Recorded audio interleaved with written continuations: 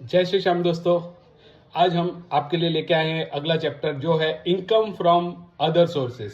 अभी तक हमने जो पढ़ा था वो salary, business and profession, income from house property, capital gain. अब हमारा जो फिफ्थ आखिरी हेड है वो है इनकम फ्रॉम अदर सोर्सेज। आज हम उसके बारे में जानेंगे। सबसे बेहद आसान ये जो चैप्टर है आपके लिए रहेगा। सबसे पहले तो हम जो भी पिछले 4 हेड में पढ़े हैं उसमें जो इनकम्स नहीं आती वैसी कुछ इनकम्स यहाँ पर आती है, तो उसके बारे में आज जानेंगे। सबसे पहले आपको बताना चाहेंगे कि इनकम फ्रॉम गिफ्ट, अगर कुछ हमें गिफ्ट मिलता है तो वो गिफ्ट हमारे लिए इनकम फ्रॉम अदर सोर्स में टैक्सेबल होता है, लेकिन वो गिफ्ट में कुछ चीजें इंक्लूड होती है, कुछ एक्सक्लूड होती है। तो आज हम वो सारी चीजें जानेंगे कि कौन सी इनकम में एक्सक्लूड होती है, कौन सी इंक्लूड होती है। सेकंड है डिविडेंड इनकम। अगर हमें कोई भी लिस्टेड अनलिस्टेड कंपनी से डिविडेंड मिलता है तो वो इनकम फ्रॉम अदर सोर्स में टैक्सेबल रहता है। तीसरा है, अगर हम कोई लॉटरी लग जाती है, हॉर्स रेस से हम अगर कुछ जीतते हैं मनी, या फिर ड्रीम इलेवन जैसी या कोई ऐप से या फिर कोई कार्ड गेम से जीतते हैं, तो ऐसी लॉटरी वाली इनकम होती है, वो भी इनकम फ्रॉम अदर सोर्सेज से ही हमें टैक्सेबल रहती है। टैक्स रेट इसके लिए 30% रहता है। लॉटरी इनकम के लिए ऑलवेज आप याद रखिए कि 30% टैक्स रेट रहता है। जो अदर इनकम रहती है, इनकम फ्रॉम अदर सोर्सेज, वो नॉर्मल जो हमारे स्लैब रेट है उसके हिसाब से लगती है। लेकिन अगर कोई भी लॉटरी है, हॉर्स रेस है, कार्ड गेम है, या फिर अगर कोई हमें जैसे गैम्बलिंग करने से, या फिर हमें ड्रीम इलेवन जैसी कोई ऐप से हम कोई क्रिकेट में जो गेम खेलते हैं उससे अगर कुछ विनिंग होती है, लूडो जैसी कुछ ऐप चलती है उनसे अगर हम कुछ जीतते हैं, तो भी वो इनकम फ्रॉम अदर सोर्स में होती है, लेकिन उसमें फ्लैट 30% हमें टैक्स लगता है। इसके अलावा अगर कोई हमारी इंटरेस्ट इनकम होती है तो वो इंटरेस्ट इनकम भी हमारी जो इनकम फ्रॉम अदर सोर्सेज से होती है। जैसे सेविंग बैंक से इंटरेस्ट हमें मिला है, उसमें कुछ लिमिट होती है कि इस लिमिट तक मिलेगा तो एग्जेम्प्ट रहेगा, उसके बाद फुल्ली टैक्सेबल होता है।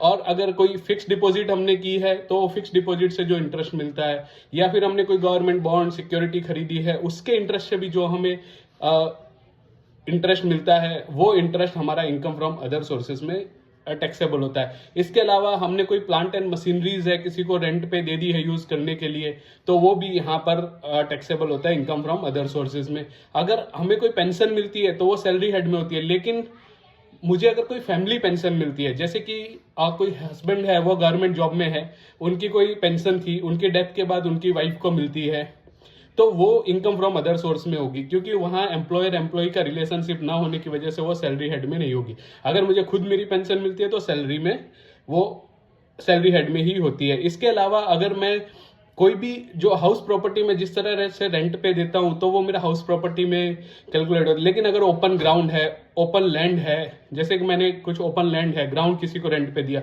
तो वो इनकम फ्रॉम अदर सोर्स से होगी, क्योंकि वो हाउस प्रॉपर्टी में नहीं होता। हाउस प्रॉपर्टी में लैंड एंड बिल्डिंग होना बहुत जरूरी है, बिल्डिंग होना जरूरी है, हाउस होना जरूरी है, तो ही वो हाउस प्रॉपर्टी में आता है। अगर ओपन लैंड है तो वो इनकम फ्रॉम अदर सोर्सेज में होगी।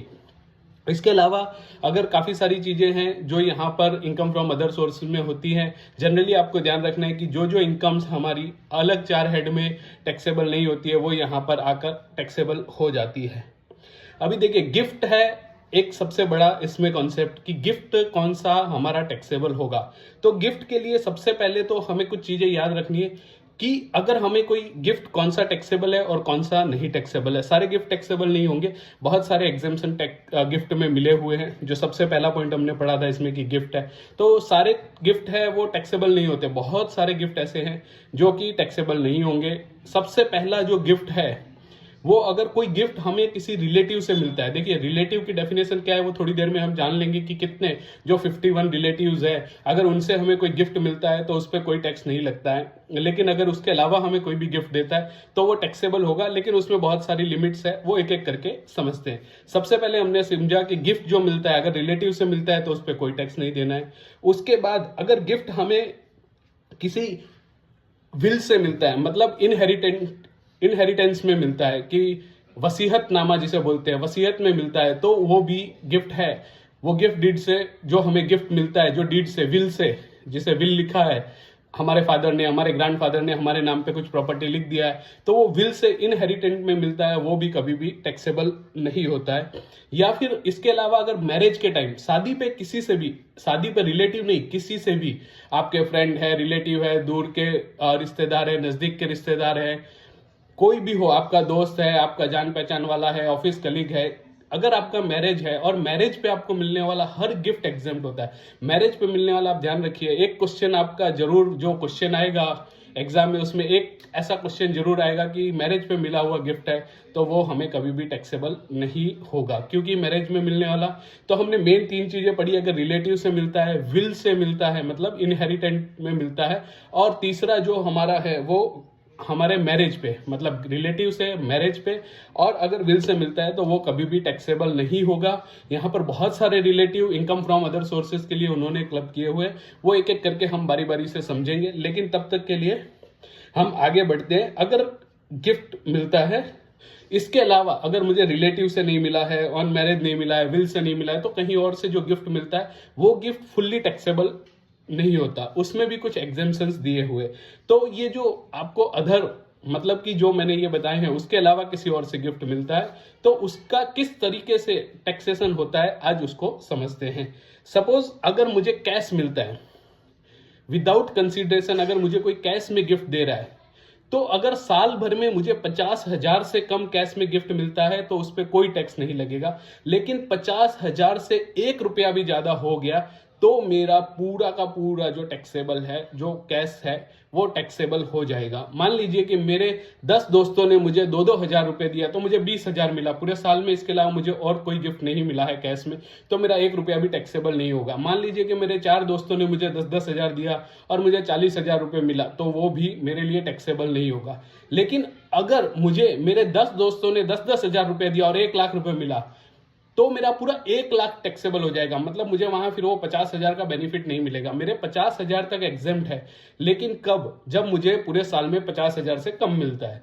अगर मुझे 50,000 से, ध्यान से समझिएगा दोस्तों, देखिए, अगर मुझे पूरे साल में 50,000 से 1 रुपए भी ज्यादा का कैश मिल गया, तो मेरा पूरा का पूरा जो है टैक्सेबल हो जाएगा। मतलब फिर मुझे वो 50,000 का बेनिफिट नहीं मिलेगा। अगर मेरा 50,000 से कम है तो मुझे कोई टैक्स नहीं देना है, लेकिन 50,000 से ऊपर मेरे को अगर मिला है तो मेरा पूरा का पूरा टैक्स हो जाएगा। मेरे को 6 दोस्तों से 10-10 हजार मिला, 60,000 रुपए मिले, तो मेरे 10,000 नहीं टैक्सेबल होंगे, मेरे पूरे के पूरे 60,000 टैक्सेबल हो जाएंगे। इसीलिए इसमें लिखा गया कि एग्रीगेट अमाउंट अगर मोर देन 50,000 है और वो एग्रीगेट मोर देन 50,000 है टोटल पूरे साल में, तो पूरा टैक्सेबल हो जाएगा।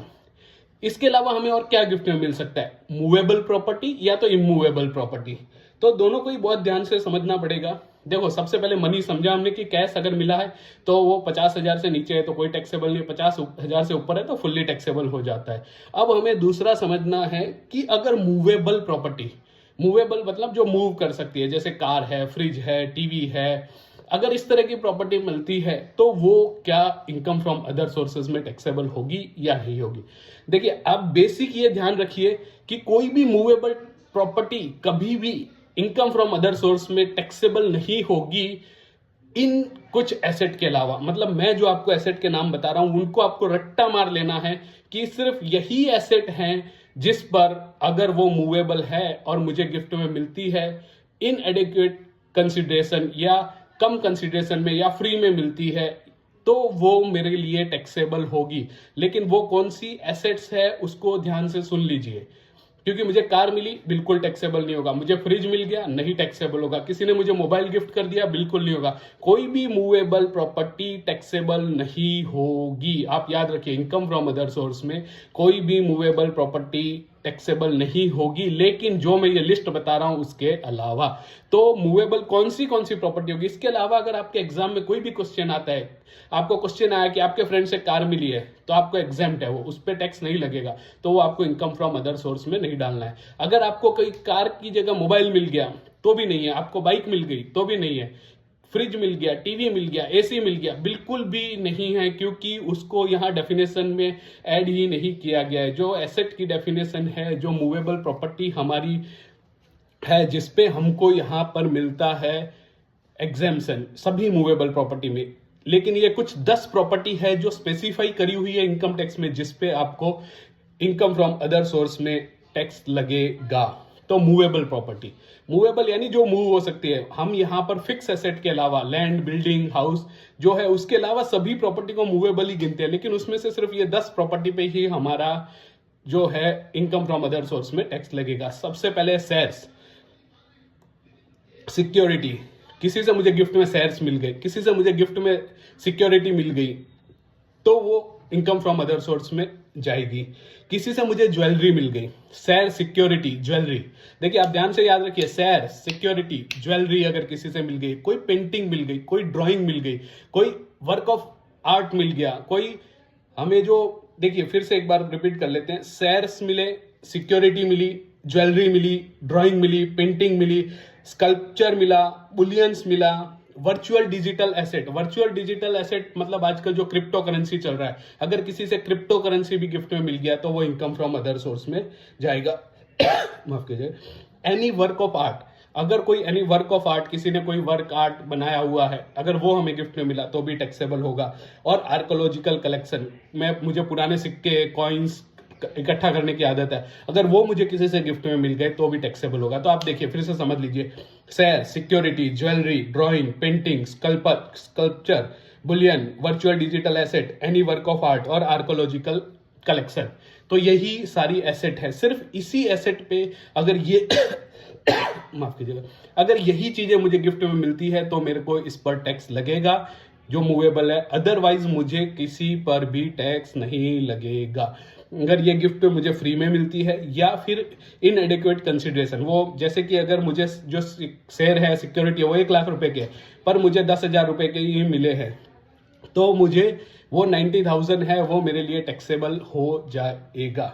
तो सबसे ये चीजें बहुत ही समझना जरूरी है कि मूवेबल प्रॉपर्टी, अब यहां पर है कि अगर पूरे साल में एग्रीगेट ये जो मुझे प्रॉपर्टी मिल रही है मूवेबल, अगर ये 50,000 से ज्यादा है तो फुल्ली टैक्सेबल होगी।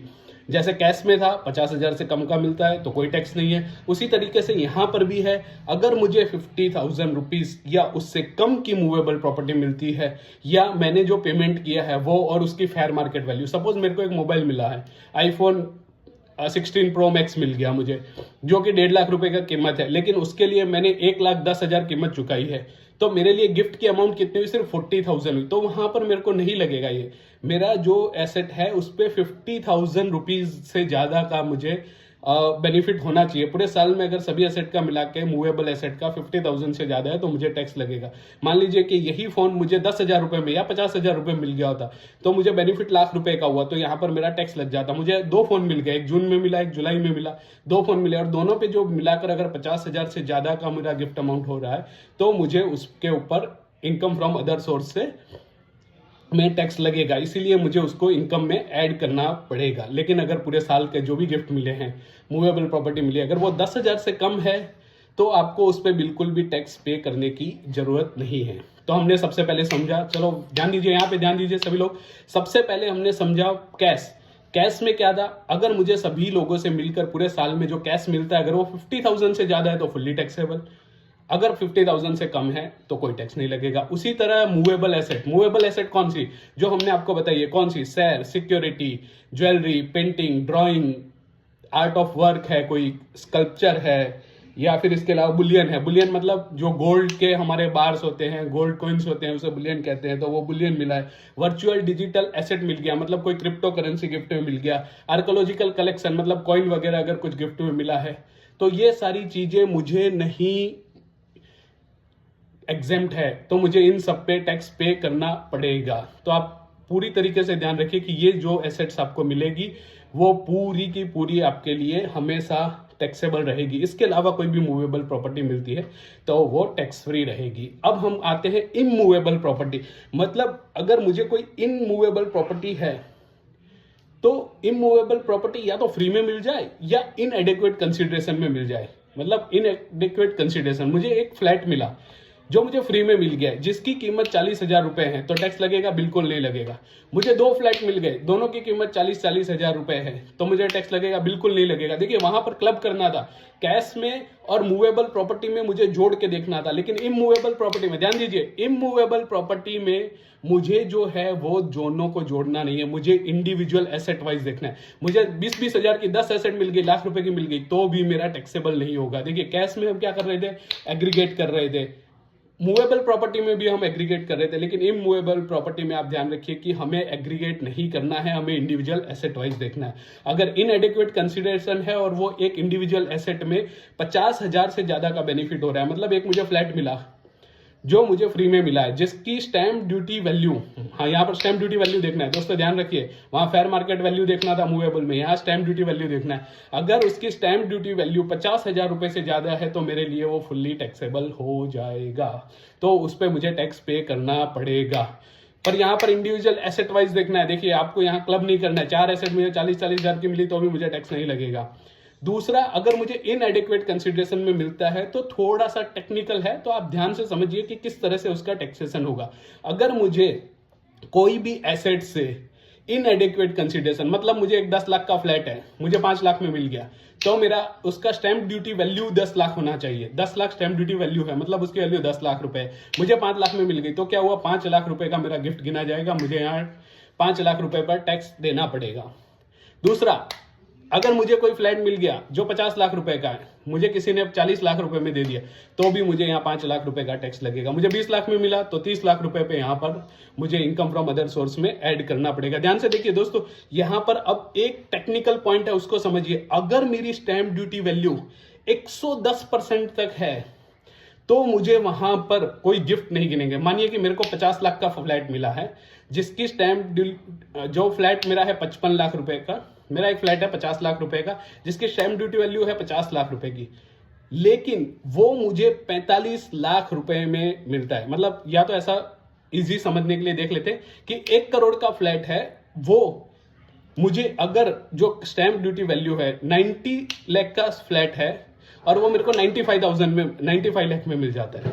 देखिए दोस्तों, फिर से समझते हैं, थोड़ा मैं आपको क्लियर कर दूं कि अगर सपोज एक 90 लाख का फ्लैट है जो मुझे 85 लाख में मिल गया, तो मुझे क्या देखना है कि जो भी फ्लैट की फेयर मार्केट वैल्यू है जो मुझे मिला है, उसका 110% तक अगर उसकी एसडीवी है, जो एसडीवी है, स्टैम्प ड्यूटी वैल्यू है, तो मुझे उस पर कोई टैक्स नहीं लगेगा। मान लीजिए कि 85 लाख का फ्लैट मुझे 90 लाख में मिला, तो 5 लाख में क्या टैक्सेबल हो जाएगा? नहीं, बिल्कुल नहीं होगा। आप देखिए यहां पर सिर्फ इमूवेबल प्रॉपर्टी में ऐसा है कि मुझे देखना है कि जो मुझे मिला है उसका 110% से अगर स्टैम्प ड्यूटी वैल्यू कम है, मतलब 85 लाख का है, उसमें मैं 10% स्टैम्प ड्यूटी वैल्यू जोड़ दूं, मतलब 110% उसको कर दूं, तो आप समझिए कि वो होगा 93,50,000। अगर ये फ्लैट मेरे को 92 लाख रुपीज में भी मिला है, जो 85 लाख का है, मेरे को 92 लाख में मिला है, तो भी यहां पर टैक्सेबल नहीं होगा। आपको याद रखना है कि आपको जो भी एसेट मिली है, जितने भी रुपए में मिली है, अगर उसका 110% तक ही अगर आपकी स्टैम्प ड्यूटी वैल्यू है, या उससे भी आपकी स्टैम्प ड्यूटी वैल्यू जो 110% से कम है, तो आपकी जो मिला है आपको वो, और उसकी स्टैम्प ड्यूटी वैल्यू है वो 110% से कम है, तो आपको यहां पर टैक्स नहीं लगेगा। आप समझ लीजिए कि अगर आपको जो 1 करोड़ रुपए में कोई फ्लैट मिला है, अगर उस फ्लैट की कीमत 110% 1 करोड़ का, मतलब 1 करोड़ 10 लाख रुपए तक है, तब तक आपको ध्यान रखना है कि तब तक आपको नहीं लगेगा। अगर वो 1 करोड़ 9 लाख में भी आपको मिल जाता है, तो आपको वहां पर अगर उसका स्टैम्प ड्यूटी वैल्यू, मतलब मिलेगा तो आपको 1 करोड़ में, लेकिन उसका स्टैम्प ड्यूटी वैल्यू अगर 1 करोड़ 9 लाख रुपए भी है तो भी आपको टैक्स नहीं लगेगा। लेकिन 1 करोड़ 11 लाख है तो आपको पूरा टैक्स लग जाएगा, मतलब 11 लाख रुपए पर आपको टैक्स पे करना पड़ेगा। देखो, इसको वापस से एक बार मैं आपको रिपीट कर देता हूं, थोड़ा सा टेक्निकल पॉइंट है तो आप ध्यान से समझिए। अगर मैं एक 100 रुपए की एसेट को खरीद रहा हूं, उसको वो मेरे को 100 रुपए में मिल रही, लेकिन उसकी फेयर मार्केट वैल्यू नहीं, एसडीवी, उसका जो स्टैम्प ड्यूटी वैल्यू है वो अगर 110 या उससे कम है, तो मुझे कोई टैक्स नहीं लगेगा। मतलब मुझे 10% का ग्रेस मिलता है कि मेरी जो परचेज कर रहा हूं उसका स्टैम्प ड्यूटी वैल्यू 10% से अगर ज्यादा है तो भी मुझे टैक्स नहीं भरना है, लेकिन 10% से ज्यादा जाएगा तो मेरे को पूरी अमाउंट पे भरना पड़ेगा। मान लीजिए कि 1 लाख की मैंने एसेट खरीदी, उसकी स्टैम्प ड्यूटी वैल्यू थी 1,09,000 रुपए, तो क्या मुझे कोई टैक्स भरना पड़ेगा 9,000 का? नहीं, बिल्कुल नहीं भरना पड़ेगा। लेकिन वही 110%, मतलब 1,10,000 से ज्यादा 1,11,000 का होगा तो मुझे 11,000 पे टैक्स भरना पड़ेगा, क्योंकि मैंने पे किया 1 लाख और उसकी स्टैम्प ड्यूटी वैल्यू है 1,11,000, तो मुझे 1,11,000 माइनस 1 लाख, मतलब मुझे 11,000 पे टैक्स भरना पड़ेगा। तो आपको यही देखना है, छोटा एग्जाम्पल लिया है मैंने।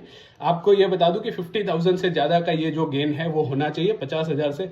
मतलब अगर मैं 10 लाख की ले रहा हूं, अगर वो मुझे 11 लाख में मिल रही है तो मुझे कोई इश्यू नहीं है, क्योंकि मेरा 10% ही एक्स्ट्रा है। तो स्टैम्प ड्यूटी वैल्यू अगर मेरी 10 लाख का जो फ्लैट मिला है मुझे, उसकी अगर 11 लाख रुपए तक है तो कोई इश्यू नहीं है, क्योंकि 10% तक ही है। लेकिन मेरी 12 लाख हो गई तो वो 20% ज़्यादा होगी, तो मुझे उसमें जो डिफरेंस अमाउंट होगी, मतलब स्टैम्प ड्यूटी वैल्यू 12 लाख है, मैंने खरीदा 10 लाख में है, तो मुझे 2 लाख रुपए पे टैक्स भरना पड़ेगा। दूसरा सर ये हो गया गिफ्ट की बात। देखिए इसमें हमने कैश के बारे में समझा, 50,000 से ज़्यादा अगर एग्रीगेट करना है, हमें टोटल करना है, 50,000 से ज़्यादा साल भर में मिलेगा तो टैक्स होगा। इसके अलावा दूसरा हमने देखा कि मूवेबल प्रॉपर्टी है, वो 10 मूवेबल प्रॉपर्टी जो मैंने आपको गिनवाई थी, शेयर, सिक्योरिटी है, पेंटिंग है, ज्वेलरी है, बुलियंस है, ड्राइंग है, आर्ट ऑफ वर्क है कोई, या फिर कोई आर्कोलॉजिकल कलेक्शन है, पुराने कॉइन्स वगैरह है, ये जो एसेट्स हैं इस पे ही सिर्फ टैक्स लगेगा। इसके अलावा कार है, बाइक है, मोबाइल है, टीवी, फ्रिज कुछ भी मिला तो यहाँ पर टैक्स नहीं लगने वाला है आपको। और तीसरा इमूवेबल प्रॉपर्टी, मैंने आपको बताया कि अगर उसमें इंडिविजुअल एसेट वाइज देखना है, जो भी एसेट मिलती है, अगर उसमें 50,000 से ज़्यादा का बेनिफिट हो रहा है तो टैक्स लगेगा, अदरवाइज नहीं लगेगा। लेकिन यहाँ पर एक चीज़ हमने आपको टेक्निकल सिखाई कि स्टैम्प ड्यूटी वैल्यू अगर 110% से ज़्यादा है तो आपको टैक्स लगेगा। अगर आपकी कोई एसेट है वो 10 लाख रुपए की है तो 11 लाख रुपए तक अगर उसकी स्टैम्प ड्यूटी वैल्यू है तो कोई टैक्स नहीं लगना है, लेकिन 11 लाख से ज़्यादा होगी तो डिफरेंस की अमाउंट पे लगेगा। अब आती है आखिरी चीज़ यहाँ पर रिलेटिव की। आज के लिए हम आपका लेक्चर खत्म करेंगे रिलेटिव के बाद, कि रिलेटिव किसको कहेंगे। ध्यान से समझिएगा, अगर मैं इंडिविजुअल हूँ तो मेरे रिलेटिव कौन कहलाएंगे। मैं रिलेटिव हूँ तो मेरी वाइफ मेरी रिलेटिव रहेगी, मेरे लीनियन और मेरे मतलब फादर, ग्रैंडफादर, ग्रेट ग्रैंडफादर, मेरे डॉटर, मेरे सन, उनके डॉटर, उनके सन, वो सारे मेरे रिलेटिव रहेंगे।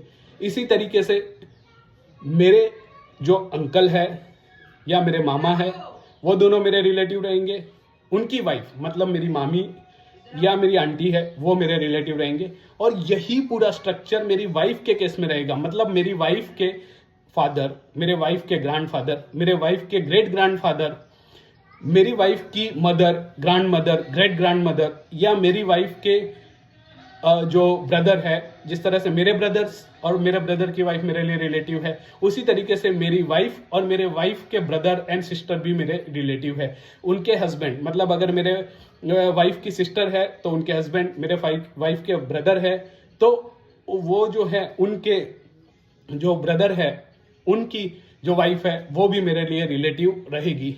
तो इस तरह से काफ़ी सारी है, मैं आपको लिख के इसके बारे में ये जो नोट्स है आप स्क्रीनशॉट ले लीजिएगा कि कौन कौन रिलेटिव है। जिससे गिफ्ट मिलेगा तो हमें उस पर टैक्स नहीं देना है, वो एग्जेम्प्ट है, क्योंकि मैरिज में, विल में या रिलेटिव से मिलने वाला गिफ्ट एग्जेम्प्ट है। तो दोस्तों आज हमने आपको बेसिक बताया, कल के लेक्चर में हम आपके लिए जो सम्स है किस तरह से कैलकुलेट करने हैं। मैंने ये लेक्चर थोड़ा फास्ट इसलिए लिया है कि ये जरा पूरा बेसिक है, ये अगर आप बेसिक समझ लेंगे एक बार तो आपको इस चैप्टर में कोई दिक्कत नहीं आएगी। सम्स किस तरह से गिनने हैं वो आने वाले लेक्चर में हम देखेंगे। धन्यवाद दोस्तों, जय श्री श्याम।